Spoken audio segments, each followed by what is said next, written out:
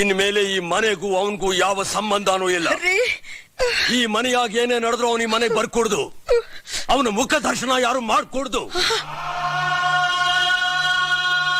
ಇದನ್ನ ಮೀರಿ ಏನಾದ್ರೂ ನಡೆದ್ರೆ ಈ ಮನೆಯಾಗ ಯಾರನ್ನೂ ಉಳಿಸಾಕಿಲ್ಲ. ಅಪ್ಪನ ಮಾತಿಗೆ ಬೆಲೆ ಕೊಡ್ತಿರೋ ಅವನೊಬ್ಬ ಅಪ್ರಯೋಜಕ. ಅವನ ನಂಬ್ಕೊಂಡು ಹೆತ್ತೋರ್ನ ಬಿಟ್ಟು ಬಂದಿರೋ ಇವಳು ಅದೇ ಇವರಿಬ್ರು ಯಾವತ್ತೂ ಉದ್ಧಾರ ಆಗಕ್ಕಿಲ್ಲ. ನೋಡು, ಆ ಪತ್ರದಾಗೆ ಅವನಿಗೆ ಸೇರ್ಬೇಕಾದ ಆಸ್ತಿನೆಲ್ಲ ಬರೆದಿಟ್ಟಿದ್ದೀನಿ. ಅದನ್ನೆಲ್ಲ ತಗೊಂಡು